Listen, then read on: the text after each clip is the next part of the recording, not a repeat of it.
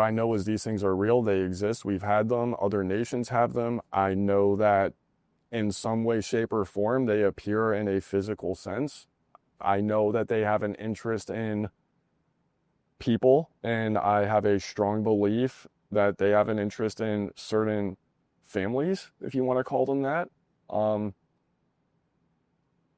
What does it all mean?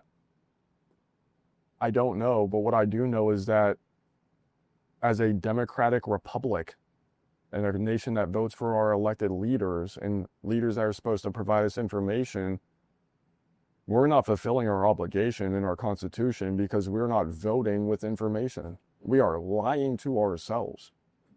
What information could be released without causing a freak out? It's hard to imagine anything that a government would confirm that wouldn't lead to 5,000 follow-up questions. But let's say a decision is made by this president or the next one, assuming we have another one.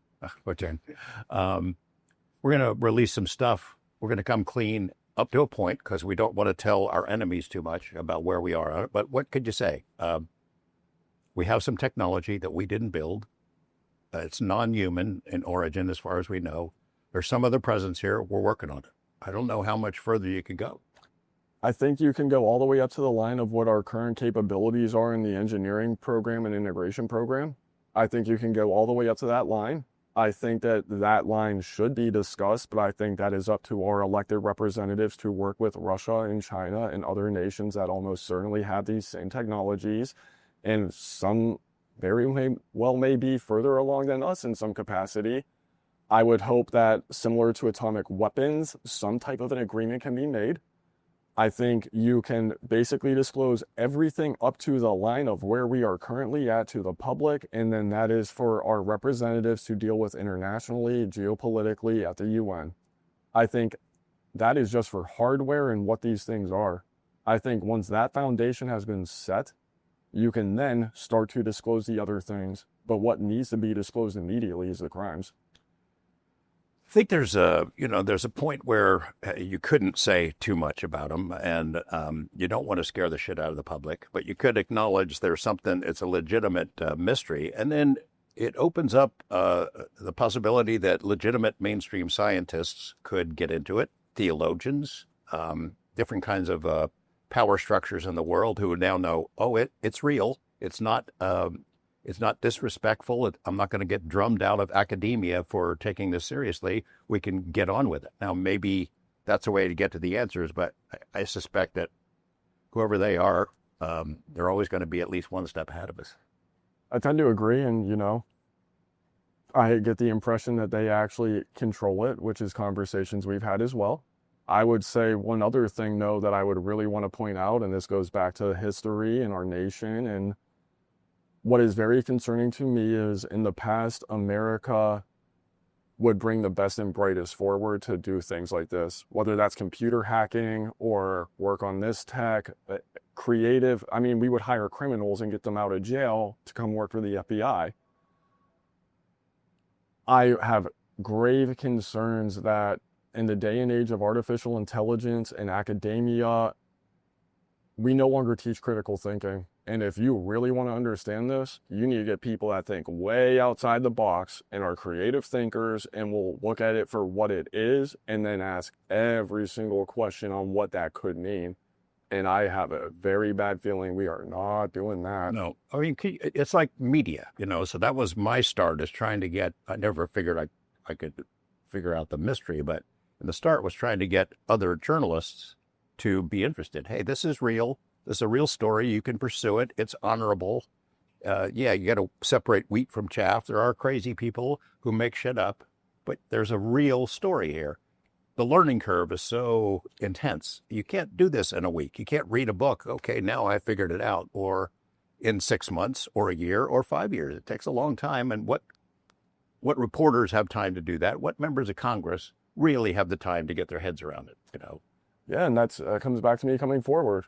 Those are crimes. You guys have seen it. They committed crimes against me. Our nation has done nothing about it. Those agencies and those companies are still having contracts. They're still making millions of dollars. The VA doctors are still treating other patients. To this day, no one's even sent me an apology. In fact, the only person who even said thank you, and it was a sideways thank you, was the attorney. It's like, thank you for your service to the nation, young man. It's depressing. What do you think is going to happen to you after we release this, assuming that we can? Well, Jeremy is aware, and we talked about it last night as well. My intent is to hopefully go on my honeymoon finally after all these years. It's been unfair to my wife. It's been unfair to me. I want to disappear. I don't want to even look at the internet. Everybody can go and have their arguments. The truth is the truth, and the truth speaks for itself, and the truth is the light. If people want disclosure, it's now up to you. Because this lame duck approach of we are going to make promises and we are going to go back on them and we want to do X, Y, and Z, and you're given everything on a silver platter and no one makes an action on it, to each their own. But everybody's going to have to answer for it at the end. And I'm going to go and disappear for a while and see how this goes and hope that America comes to my back and to your back and to Matt's back and everybody who is testifying and has testified, because at the end of the day, and this is why I really hope the vets come, is you served your country has done this.